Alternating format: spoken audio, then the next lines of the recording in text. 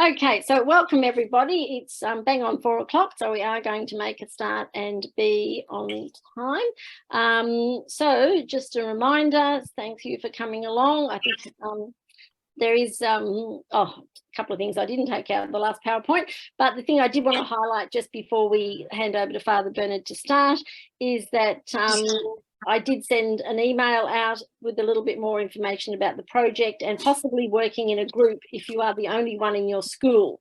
I checked the spreadsheet just before we started, and there is someone looking to join up with someone who's working. There's one person working in a school by themselves who's looking at doing an environment unit, so maybe something where they access the information in Laudato Si, and they are looking at environment unit for level 2. So if you are looking to do something like that, please check the spreadsheet and we can make contact with other people to form some groups across schools. Just may help shed the workload. Okay, I think that's all I had to say. The rest of the information that we've gone through. We have Father Bernard again. Okay, I am going to stop sharing and I'm going to hand over the reins to you, Father Bernard. Okay, thank you very much.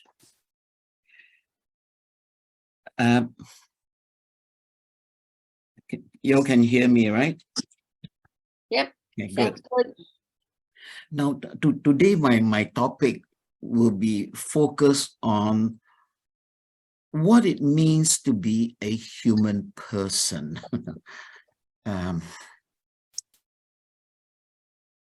as I reflect on this, it is something that we all do. As teachers in particular, and well, I'm a teacher myself. And one of the things, very, very important vocation of the teacher is that in your teaching, you are forming your students. And part of education is to bring out the best in their humanity. So the question, what does it mean to be a human being? What does it mean to be a human person? That is a very, very important question for us. So in the videos, and I remind you in the videos that you had seen the last week, actually it's all about our humanity. You see? And when I was in Singapore, I had some discussion with some of my friends who are teachers, and one of the things we brought up in our discussion was, what does a university education mean? And in many ways, the university is a wonderful place where it can bring out the best in us, but the university can also be a very risky place because it is the place where you lose your humanity. You see? If you come up with a sense of entitlement and a sense of disconnect with the rest of the world, with life, then you lose your humanity. You see? And so it is a very important question. And what I want to do is to go into the very complex understanding of what it means to be a human person. Now, at the beginning of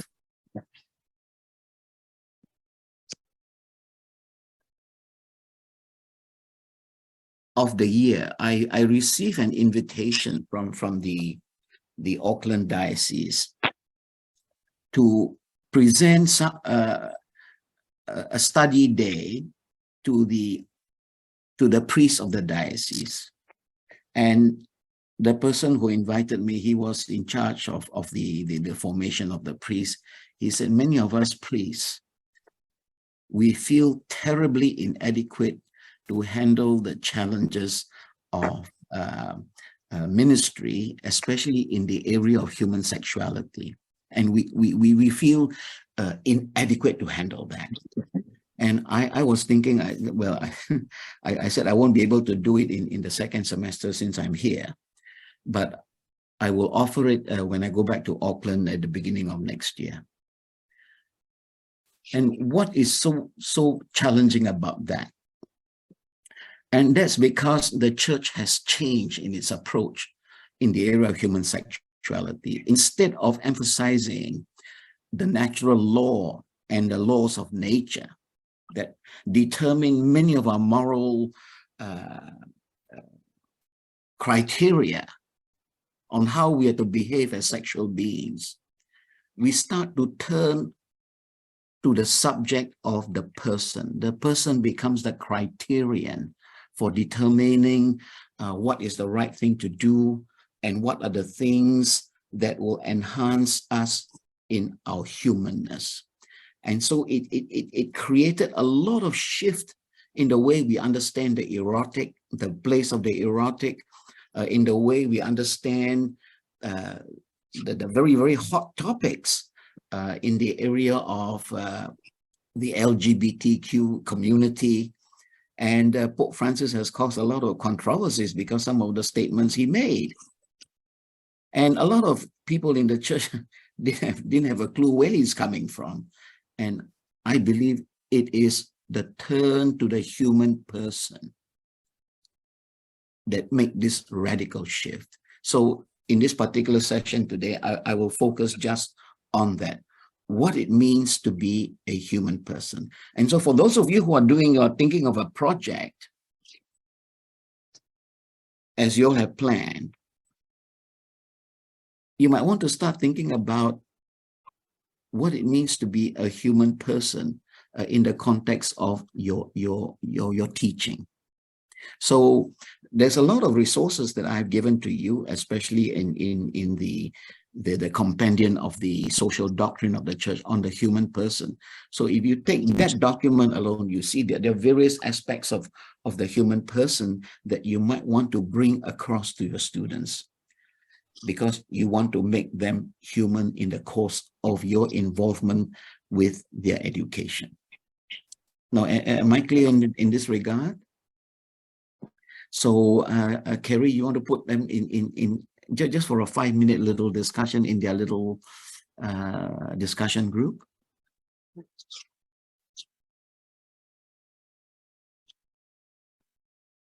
We'll get an invitation on the screen in a moment. One of the things Father and I were just talking about too, and I've been involved in secondary education, is we often say we educate the whole person. But often there's there's not the focus on the whole person. So yeah, that could be an interesting discussion. So you should get an invitation to join. I know some of you have troubles with that one, getting kicked out of rooms when you join up, but see how you go. So what's it mean to be human? What is a human person? Father was asking you to have a quick discussion about.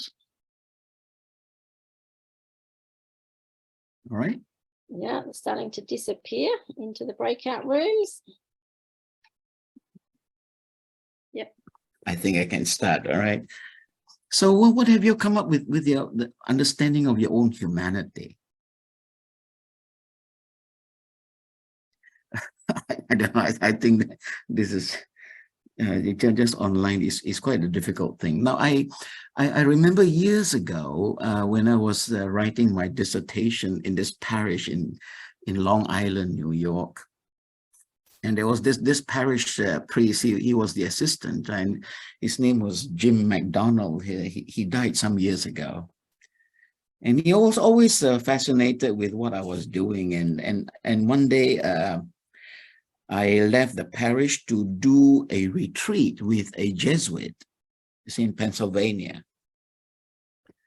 So when I came back, Jim he's a marvelous person in many ways, but very traditional.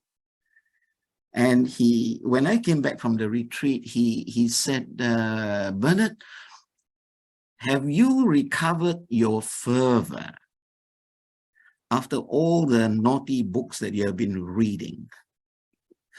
Because I studied moral theology, so the popular image of what a moral theologian does is that he does all these ethical things, and particularly in the area of human sexuality. And he said, have you recovered your fervor? I said, no. And what did you do in the retreat? I said, well, I recovered my humanity. And he laughed. He was wondering what it was about. And actually, when I reflect on that, this is what conversion does. When I accept the person of Christ and I believe that I'm redeemed. And remember last week I was talking about this thing that during the mass, when the priest pour the wine and water, mix them together by the mystery of this water and wine, may we come to share in the divinity of Christ, who humbled himself to share in our humanity. Now, actually, what Jesus came to do was to help us recover our humanity. And then the more we grow in our humanity, the more we reflect God's image here. See? So actually, the more human we are, the more divine we also exude. So that is why the incarnation of God in Jesus is so important for us, because he showed us what it means to be a human being. And that's why today I want to focus on this meaning of being a human person. And the more we reflect on this, the church, since the Second Vatican Council, we have made great headways in understanding what it means to be a human person. I begin to see that we are very complex beings. And that's why life is always a big challenge for us. Okay, so without further ado, I'll share this lecture.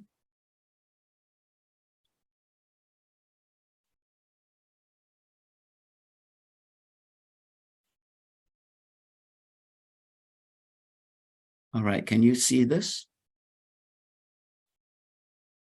Perfect, thanks, Bernard. All right. Okay, now here the title is, now how do I get rid of this? All right, okay. Now, what does it mean to be a human being? And here,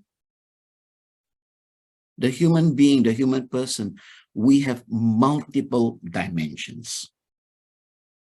Now, one of the most striking things about the renewal in moral theology since the Second Vatican Council is the shift from using the language of human nature to that of the human person.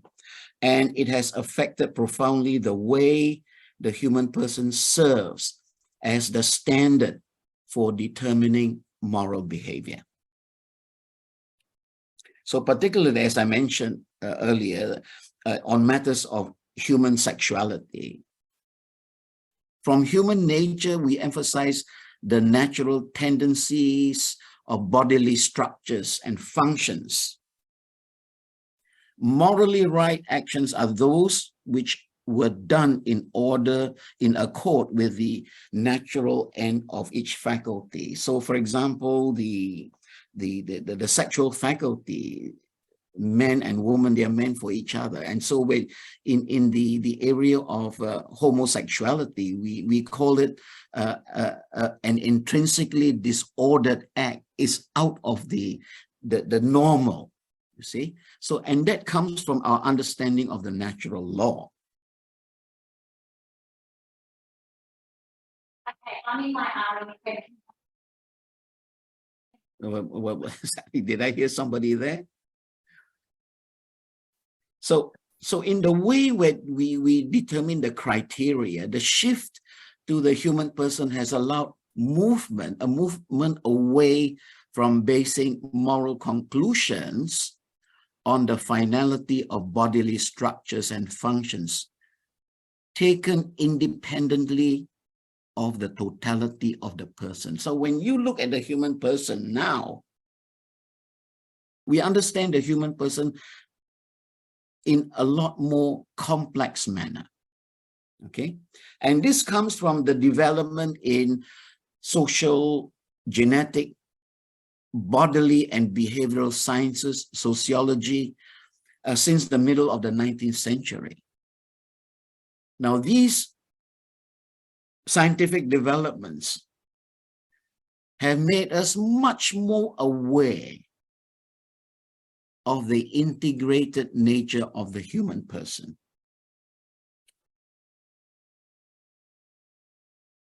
So the Second Vatican Council, that is in 1965 in this particular document, has placed special emphasis on the integrated understanding of the human person, with the hope of being more human in our approach to practical moral questions. Now, so in Gaudium et Spes, it says, the human person deserves to be preserved. Human society deserves to be renewed. And therefore, the pivotal point of our total presentation will be the human being himself, whole and entire, body and soul, heart and conscience, mind and will. It's the totality of the person that is going to be the standard of how we draw out the kind of moral conclusions for our moral decision making and our moral behaviors.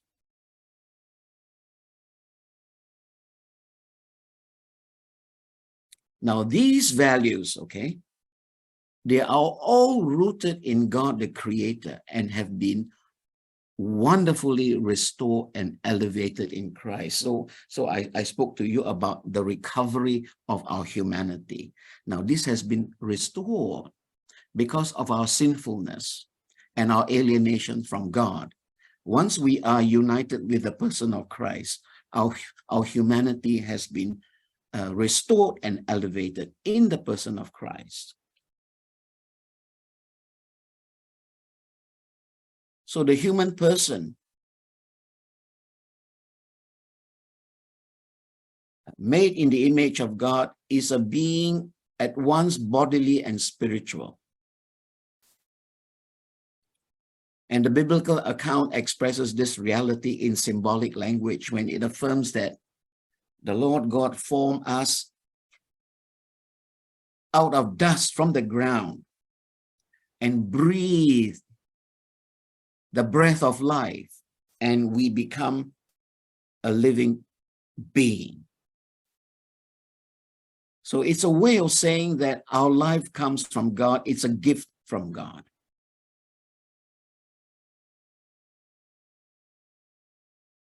I don't know what happened now. I can't move. Okay, right. Now, John Paul, in the encyclical Veritatis Splendor, issued about 1992, talking about a human act, how we make our decisions, and how we behave. An act is good if its object is in conformity with respect for the good of the person, with respect for the goods morally relevant for him. And this comes from the splendor of truth. So all our actions, if it is for our good, it will help us grow in our personhood. And it will help us grow in holiness. Holiness doesn't make you a religious nut, but it makes you more and more into the presence of God amidst humanity. And many countries have given more sensitive, are becoming more sensitive to the dignity of the human person. Now, it is scarcely 200 years since nations recognized that slavery was contrary to human dignity. And now every nation in the world are signatories to the UN Universal Declaration on Human Rights, promulgated in 1948. Now, interestingly, in the States right now, Florida, they want to change that and say that slavery has some positive aspects in that it helped the slaves to cultivate some of their skills so that they can become useful members of society. You see, it's quite interesting now. It's being debated in the States. They're rolling back this thing. But that slavery in our church today, we teach that slavery is intrinsically evil, and under no circumstances can it be ever justified. And that comes from the dignity of the human person, which the church has pledged to uphold. Right? So we universally acknowledge that all people are born equal with basic rights to life and freedom. And fundamental respect for the dignity of the person is the foundation of a well-ordered society which acknowledges justice for all.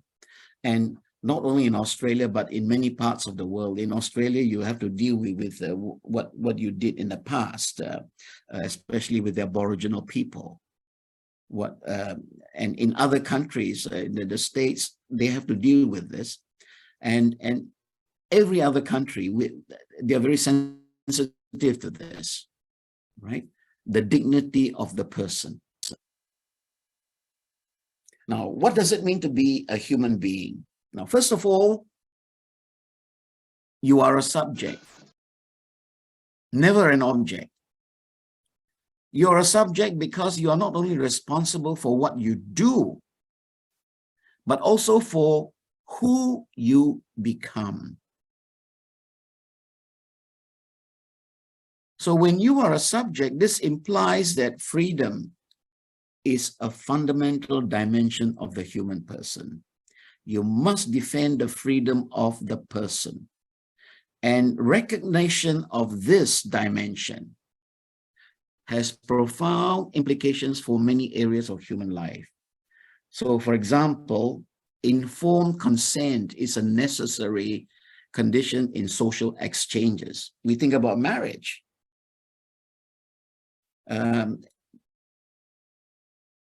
You are asked on the day you got married, do you come freely on your own without any form of coercion to have so-and-so to be your lawfully wedded wife and lawfully wedded husband? The moment you say no, the marriage ceremony stops there. And it has happened. All right. So here comes freedom, really. In biomedical treatment and experimentation, we require the person sign informed consent. In contracts, in politics, it talks about the freedom that we want this kind of government, and we allow ourselves to be governed by these authorities. These are legitimate authorities. Okay?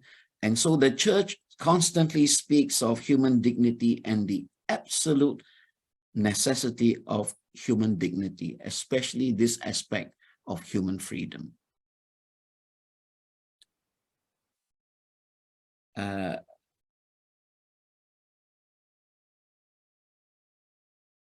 So a just society can only become a reality when it is based on respect for the transcendental dignity of the human person.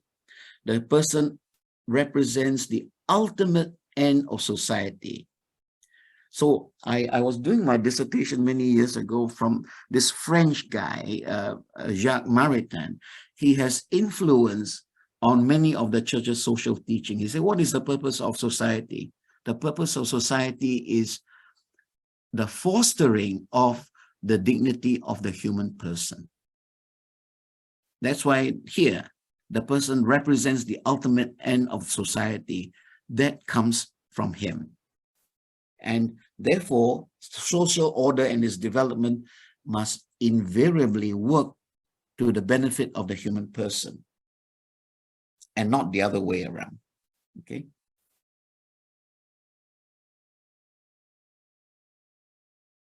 It is necessary to consider every neighbor without exception as another self, taking into account, first of all, his life and the means necessary for living it with dignity.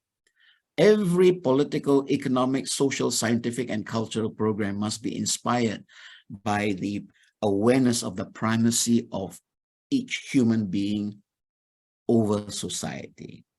Now, you see, in all our churches teaching, what is the purpose of political society? What is the purpose of economics? What is the purpose of science? It is at the service of the human person. So it is a very, very important principle to underpin everything in society. Now, you see, in no case is the human person to be manipulated for ends that are foreign to his own development. You must never be used as a means to an end. And why? This is because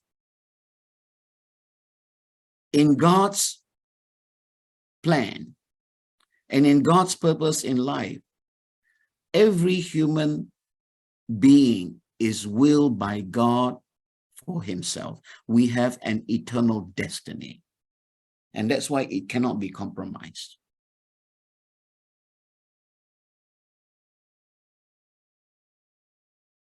And for this reason, neither his life nor the development of his thought, nor his good, nor those who are part of his personal and social activities can be subjected to unjust restrictions. Now, it says unjust restrictions in the exercise of their rights and freedom. So you must respect the person's freedom. And not only that, you enhance it. It's one of the tricky areas, okay? So the person cannot be used as a means for carrying out economic, social, or political projects imposed by some authority, even in the name of an alleged progress of the civil community as a whole, or of other persons, either in the present or in the future. Now, all this has become part of our official teaching, what it means to be a human person. So any social policies that tramples on this has to be challenged. Okay.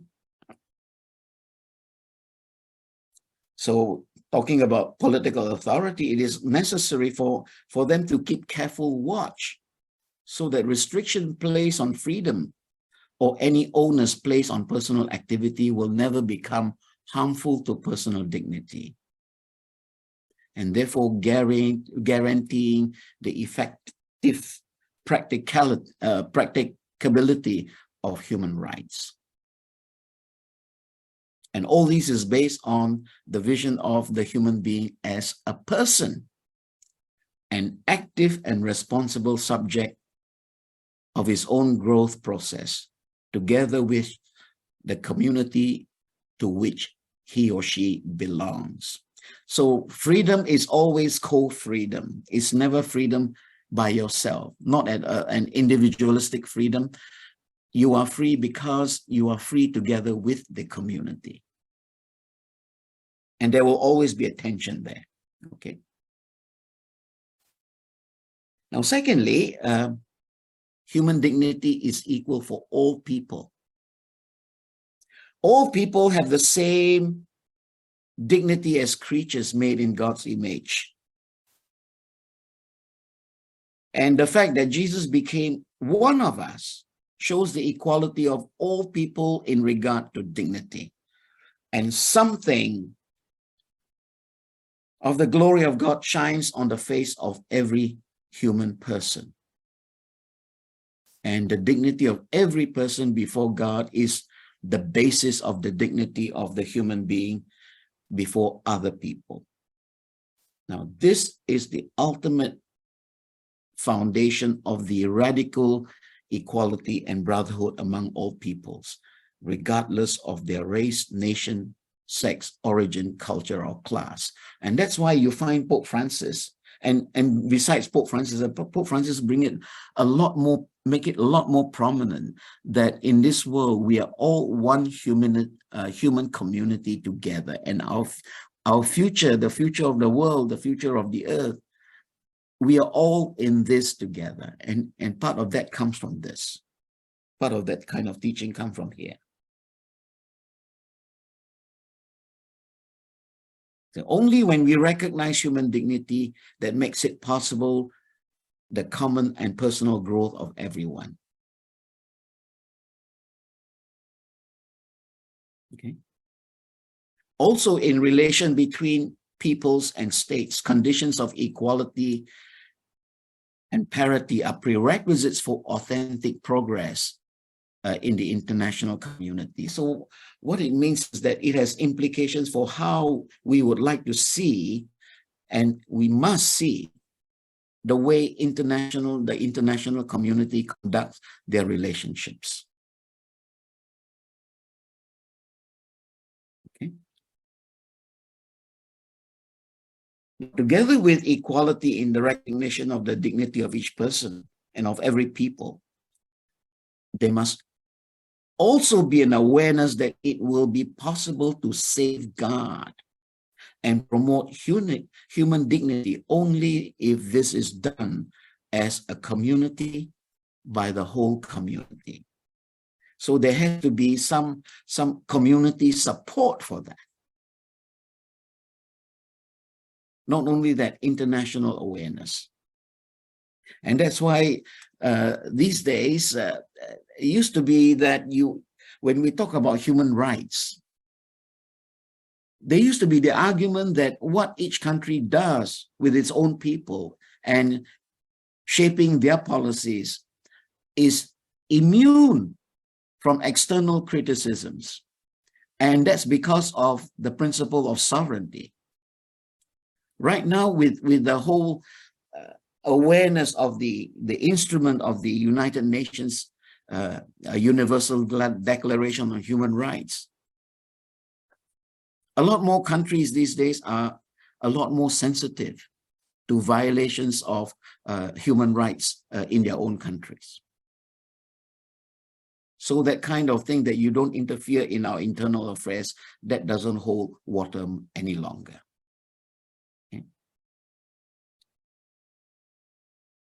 So only through the mutual action of individuals and societies, voluntary groups and people's concern for the good of all people, can a genuine universal brotherhood be attained. Otherwise, the persistence of conditions of serious disparity and inequality will make us all poorer. And so I go back to this thing of Pope Francis, especially with John Paul II, the theme of solidarity, human solidarity. We are all in this together. And insofar as the dignity of others are not upheld, then our lives are qualitatively poorer. And therefore, it is incumbent upon us to speak for the rights and to speak and to fight for the rights, the human dignity of people.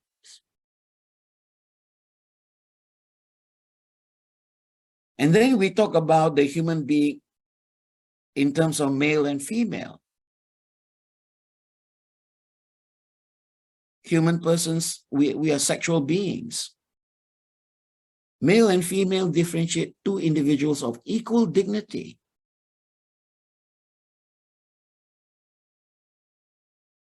Which does not, however, reflect a static equality, because each one is different from the other. And this difference in equality is enriching and indispensable for the harmony of life in society. Now, this is what how the church approached this question. Okay. Now, here, interestingly, in the document that I shared with you on what it means to be a human person, now it says this, okay, the condition that will assure the rightful presence of women in the church and in society is a more penetrating and accurate consideration of the anthropological foundation for masculinity and femininity, with the intent of clarifying the woman's personal identity in relation to man, a diversity yet mutual complementarity. We complement each other, we enrich each other. And this is very, very strong, especially in the works of Pope John Paul II and many of the feminist theologians in the church, particularly Lisa Cahill. You are not in opposition to each other. In fact, you complement each other. The woman is the complement of man, as man is the complement of woman. And we complete each other mutually, not only from a physical and psychological point of view, but also in our ontology. That means in our whole being. Now, it is only because of the duality of male and female that the human being becomes a full reality. It is in the unity of the two that allows each person to experience the interpersonal and reciprocal relationship as a gift that at the same time is a mission. Now, this is a very, very powerful description here. We are gift to each other. And as gift, we complete each other. And that is a mission given to us by our Creator. Now, it is worthwhile pondering this after this class. What it means to be a man, what it means to be a woman. Okay. Now, to this unity of the two, God has entrusted not only the work of procreation and family life, but also the creation of history itself. The woman is a helper for the man, just as the man is a helper for a woman. So what the church is saying now, there is no place for domination either way. So some cultures, though, if in the way that we organize how men and women are to relate to each other, when it becomes a matter of dominance, our church teaching will question that. So in the encounter of man and woman, a unitary conception of the human person is brought about, based not on the logic of self-centeredness and self-affirmation, what I want for myself, but it's based on love and communion. Solidarity is communion, yeah. And so because we respect people as persons, the church in its teaching said persons with disabilities are fully human subjects with rights and duties. So everywhere in the world I see, like recently when I was back in Singapore, I noticed that when the bus that we have, the buses, the bus services and the trains, they have special facilities to provide for those who are on wheelchairs. So I find that is something great, because I never saw this in the 1980s and in even 1990s, but now we are a lot more sensitive to this. And here the same thing everywhere. We have special places for people with disabilities. And what we are saying, that in spite of the limitations and sufferings affecting them and their faculties, they point up more clearly the dignity and greatness of being human. And they are to be helped to participate in every dimension of social and family life at every level accessible to them and according to their possibilities. So I think today we are a lot more sensitive with people with disabilities. And even the language, the way we speak about them. I remember we used to talk about people with handicaps. No, they say, no, you don't say people with handicaps. You say they're people with disabilities.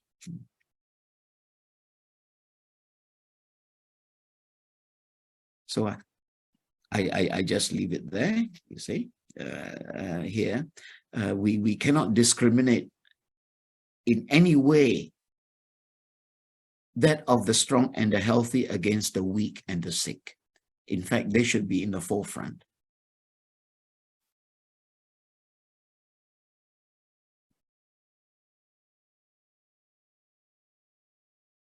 All right, great attention must be paid not only to the physical and psychological work conditions, to a just wage and the promotion and the elimination of obstacles, but also to the affective and sexual dimensions of people with disabilities. Now we are becoming a lot more aware of this. the sexual needs and the affective dimensions of people with disabilities. And this is what our church says. They too need to love and to be loved. And they need tenderness, closeness, and intimacy. Now, this is on respect for the human being as a person. Now, the third point is that we are beings that is embodied. We have the body dimension of us. We are both spirit and bodies. Our bodies reveal us and our bodies hide us. Some of us make very good liars, others are hopeless. The moment you look at how their body language speak, you know that something is just not right. Because we communicate in and through our bodies. Our bodies give us our sexual identities. We are male and female. We are sexual beings, straights, gays, bisexuals, transsexuals, and I think something else, as I haven't caught up with what is some of the latest development. And we relate to one another as sexual beings and sexual persons. And that's because sexuality is a deep part and parcel of human embodiment. So all human relationships are sexual relationships, but not necessarily genital relationships, because we are sexual persons. And many moral issues today have to do with human embodiment, from the beginnings of life to the end of life. And this includes IVF technologies, stem cells research, genetic changes, embryo storage, surrogacy, genetic intervention, and selection. Who ought to have access to our genetic information? And we talk about abortion, sex change, transplantation, death, the determination of death. Now, all these have to do with human embodiment. If we don't have the human body, then all these issues, they are non-issues. And then because of our human body, we need to look at healthcare issues such as proper rest, proper work conditions, the aging, cosmetic surgeries, resource allocation. For some of these issues, we talk about euthanasia, medical intervention to keep people alive or to stop feeding, etc. Now, all this has to do with human embodiment.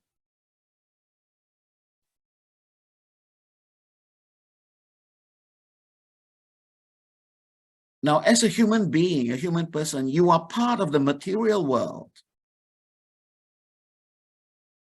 The material world is important. It nourishes and sustains us.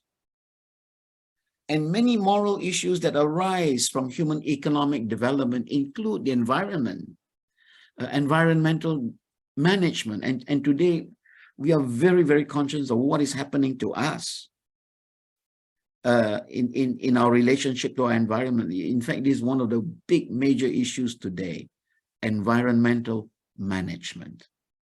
And in fact, many are very pessimistic about what is going to happen to us. Now, you've been following the news, the terrible weather patterns that are being experienced in the north.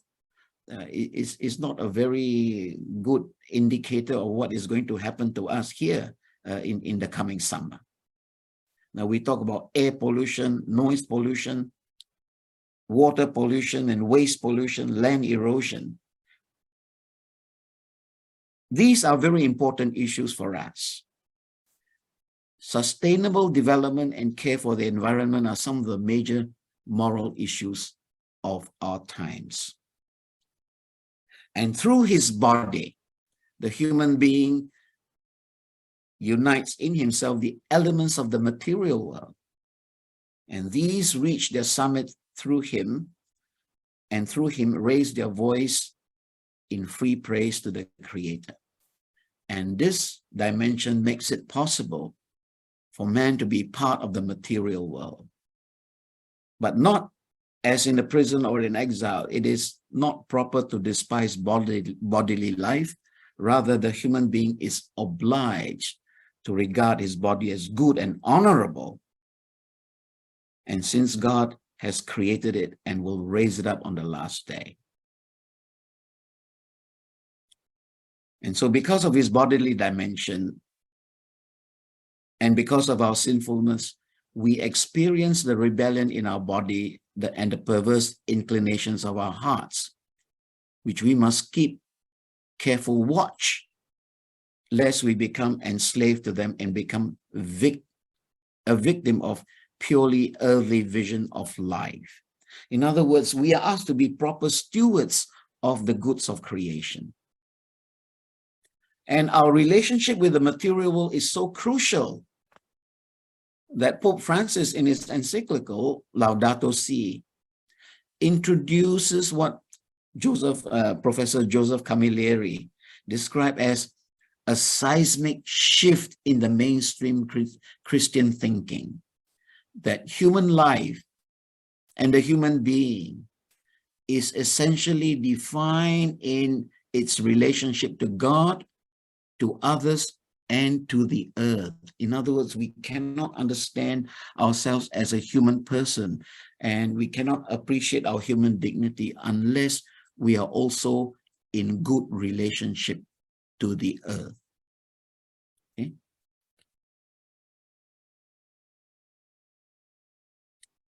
So, on the ecological question, the church teaches that the goods of the earth were created by God to be used wisely for all. They must be shared equitably in accordance with justice and charity.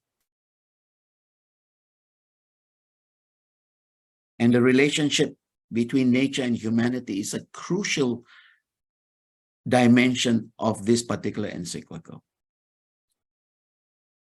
And so what Pope Francis has especially done, and many of the popes before him,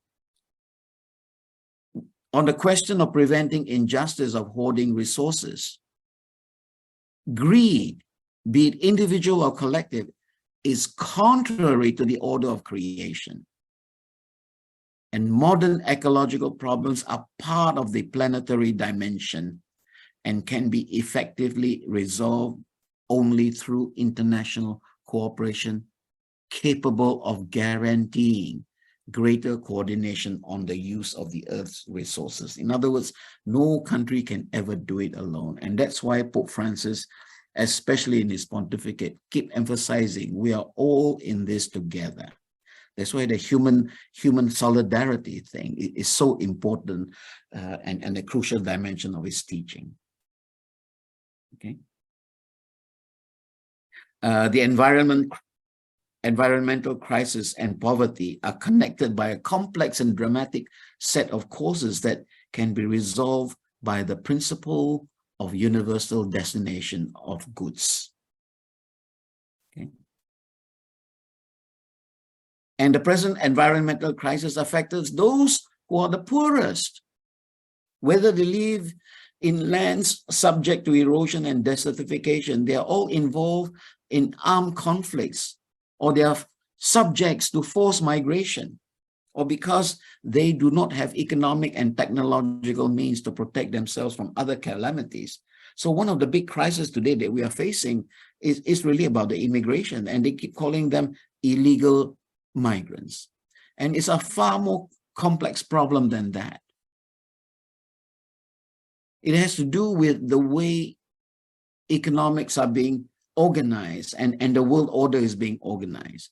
Now, that partly create the migration crisis. Okay. And here, they say countless numbers of these poor people live in polluted suburbs in large cities, in makeshift residences, or in huge complexes of crumbling and unsafe houses. And in many cases, it is necessary for them to relocate. So these are the crises that are created by many of our social policies, okay? And they come from here. The church in our official doctrine says those countries, they are penalized by unfair international trade regulations, and countries with a scarcity of capital goods, often aggravated by the burdens of foreign debt. And so in such cases, hunger and poverty make it virtually impossible to avoid an intense and excessive exploitation of the environment. Now, you see, it's actually, as a human being, as a human person, we see how complex we are. Everything that happens elsewhere also affects us. Okay. Now, it's interesting here that the close link that exists between development of the poorest countries, demographic changes, and the sustainable use of the environment must not become a pretext for political and economic choices that are at variance with the dignity of the human person. And in developed countries, there is a drop in the birth rates, with repercussions on the aging of the population, unable even to renew itself biologically. Now, one of the crises today is the developed countries. They encourage a brain drain from those developing countries because of their own falling birth rates. So there is a huge migration of the talented people who could have done things in their own countries, and instead they are being migrated, lured in their migration to the more developed countries. Okay. So I leave it at there.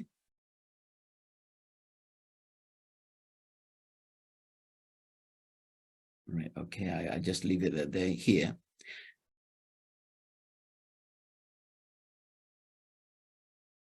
Now, all development, you talk about, they keep talking about development, countries that are developed and countries in the process of development. Now, the church look at development this way. All development worthy of the nature must be integral. That is, it must be directed to the true good of every person and of the whole human person. Now, you see, the human person is such an important key in our understanding of justice. Now, here talk about water, you see.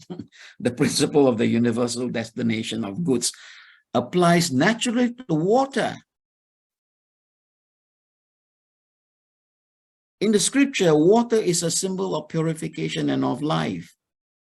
As a gift from God, water is a vital element, essential to survival, and everyone has a right to it. Now, it's quite interesting that the church starts to talk like this, that water is a human right, access to clean water, satisfying the needs of all, especially those who live in poverty, must guide the use of water and the services connected to it. Inadequate access to safe drinking water affects the well-being of a huge number of people and is often the cause of disease, suffering, conflict, poverty, and even death. And I remember reading that they're preparing for war in the Middle East, and it's over the water question. Right? For a sustainable solution to this problem, it must be set in context in order to establish the moral criteria based precisely on the value of life and the respect for the rights and dignity of all human beings. Okay. So we cannot treat water as another commodity. The distribution of water is traditionally among the responsibilities that fall to the state, since water is considered a public good. But everywhere you go today in many countries, water has become a privatized thing. Okay. See, here it says that if water distribution is entrusted to the private sector, it should still be considered a public good. In other words, it must be easily accessible to all at minimum cost. So the right to water finds its basis in human dignity and not in any kind of merely quantitative assessment that considers it merely as an economic good. It's not merely economics that you provide water, but it is essential. Without water, life is threatened, and therefore, the right to safe drinking water is a universal and inalienable human right. Now, interestingly, we see all this in the context of understanding what it means to be a human being and what it means to defend human dignity. All right, so I leave it there. This is still ecology.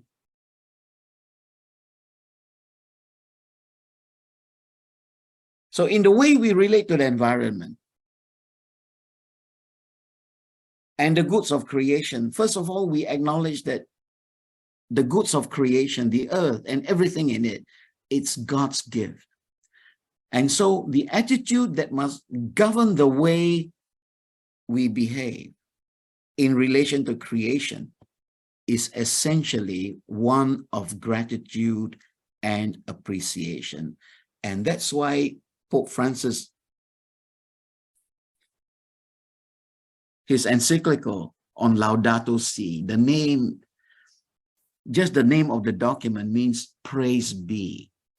It is a document on gratitude and appreciation, because the world reveals the mystery of God who created and sustains it.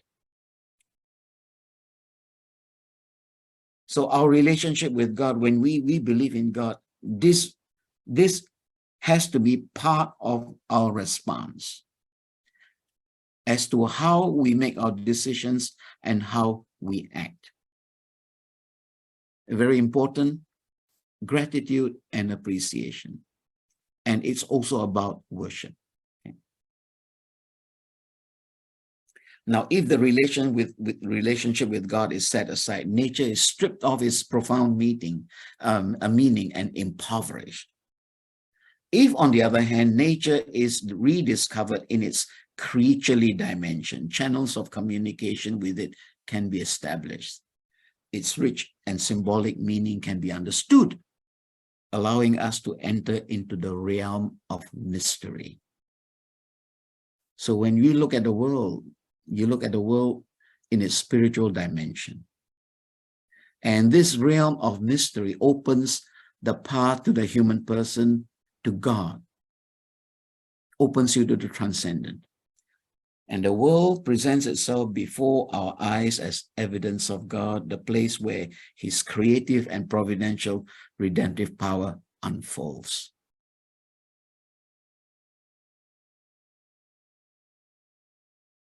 So we must never forget that in our capacity to transform and, in a certain sense, create the world through our own work, it's always based on God's prior and original gift of the things that are.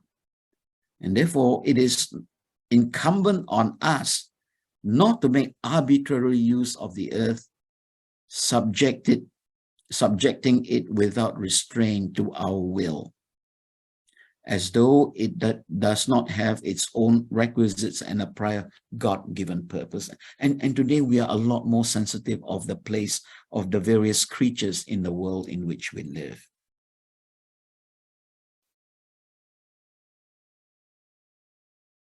All right, so I leave it there.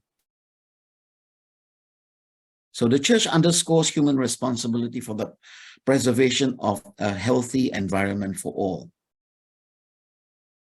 If humanity today succeeds in combining the new scientific capacities with a strong ethical dimension, it will certainly be able to promote the environment as a home and a resource for human beings and for all peoples, and will be able to eliminate the causes of pollution and to guarantee adequate conditions of hygiene and the health of small groups, as well as vast human settlements.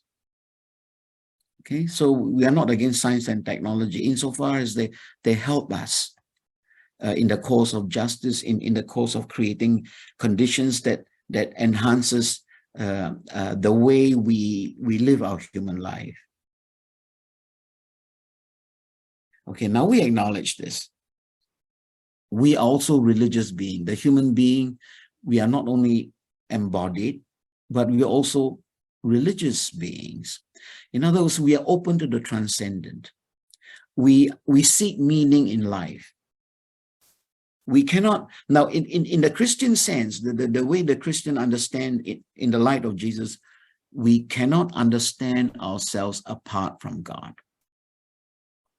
So for Jesus, he cannot understand himself unless he's related to his Father.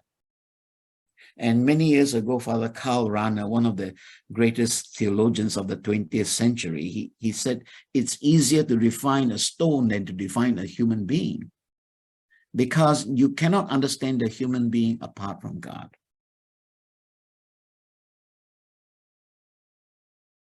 Okay. So openness to transcendence belongs to the human person. Whether we like it or not, as one of my professors said, even if there's no God, we will still invent one. Of course, it depends on who God is. You know? All right. Now, here's another part. We are religious beings. But we are equal. All of us are equal. But we are uniquely original. Each of us is an originality. We are different. And we are unrepeatable.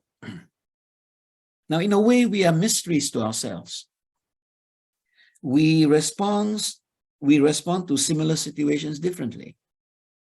We have our temperaments, we have our capacities, we have our inclinations, we have our genes, we have our likes and dislikes. We have different ways of functioning as a human person. We know ourselves and we don't really know ourselves. We are pieces of work in progress. And I meet parents, sometimes they tell me, we don't understand our children. They come from the same tree, but they're all so different. And we struggle trying to understand each one. But that's the way we are. We are equal in dignity, but each one of us is an originality. Now, even in identical twins, they may be similar in so many respects, but yet each one of them is an originality.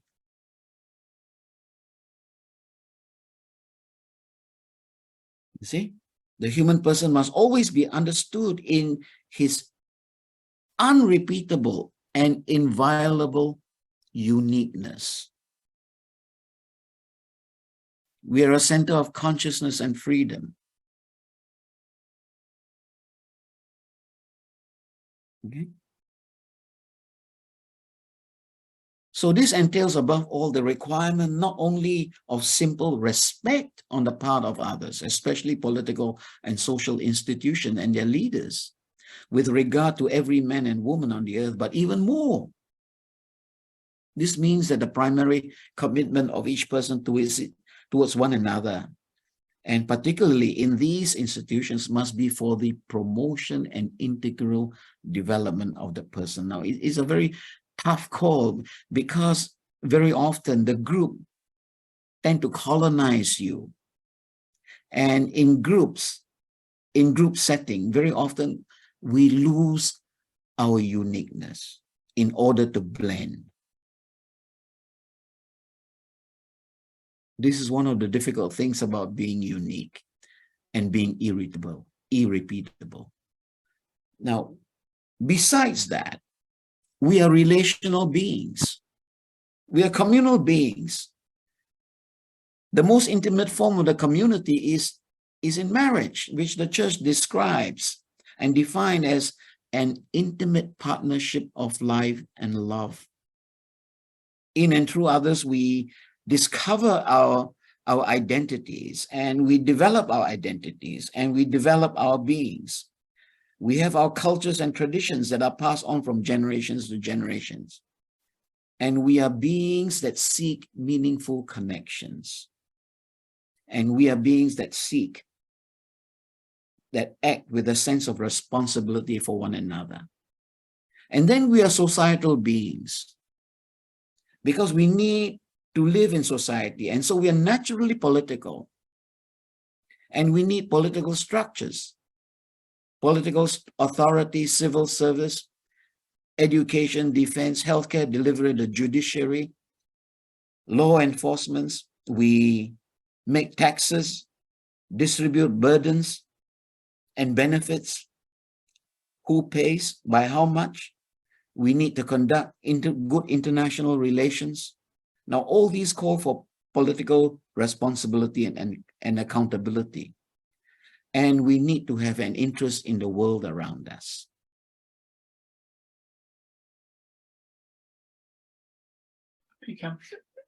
Yeah, I think so.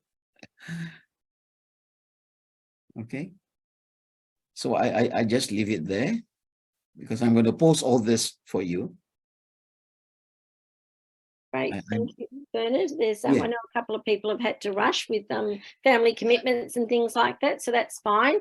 So thank you very much, Bernard. If you could just put your hands together or wiggle your fingers, that's our way of clapping on Zoom. So thank you very much, Bernard. Really interesting, just fantastic conversation, that's for sure. Thinking about water and all the things that are going on now, and if politicians could listen to you, Bernard, we might have to do things. No, it's very important. You things like Ben Robert Smith. He's charged with crimes, war crimes. Now you think about it. If Australia had not gone into Afghanistan, he wouldn't be in that situation. So you need to raise questions. What are politicians doing? When they go to war, it affects you. People on the ground, and you'll say, if you have children, you'll say, can you participate in the war? Why are we fighting there? So these are all important questions, and it touches upon our humanity and our personality. So what I'll do is that I'm going to post the slides as part of your resource, in case you want to do something, the project, or what it means to be a human person. It touches on many dimensions. So you teach your students how to be a human being as part of your project.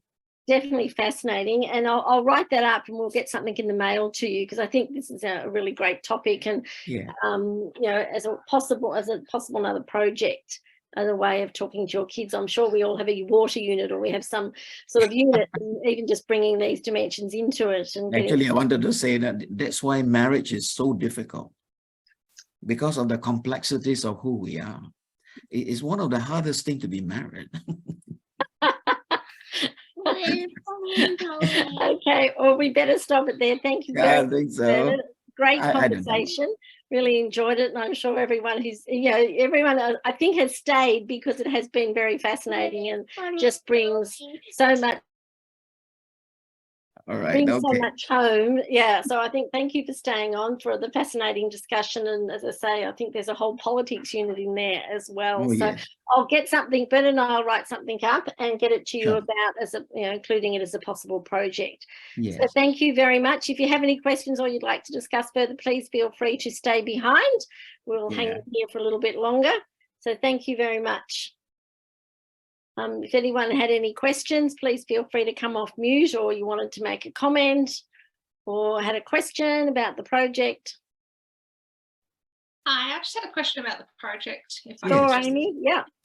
I had an idea. I was going to look at doing my school. We do our inquiry units, so our geography and history and all of that in combination with our LRE lessons. And so I was thinking about looking at an economics unit, sort of around grade 5, 6, though, of looking at what big businesses do and us as consumers and where our money goes, and I guess getting kids to see the impact of their choices here, how they impact other human beings in parts of the world that are far removed from them, to sort of take them beyond that human being as their little community and their family. Is that sort of am I on the right track with that? Yep. I think so. Yeah. I think, as a Year 9 geography teacher, we used to do sustainability and environment and fast fashion.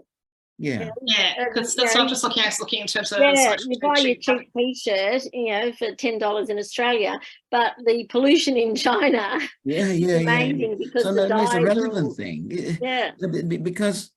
Because of international connections. Yes. You see? So Australia export a lot of coal. Yeah. And other resources is the things that come from the earth, you see. And it does impact the rest of the world when they buy Australian coal, you see. So it's not just between two countries. You're talking about a universal effect. And today we are a lot more sensitive to this. That no country has its policies affecting only its own people. It has no international boundaries.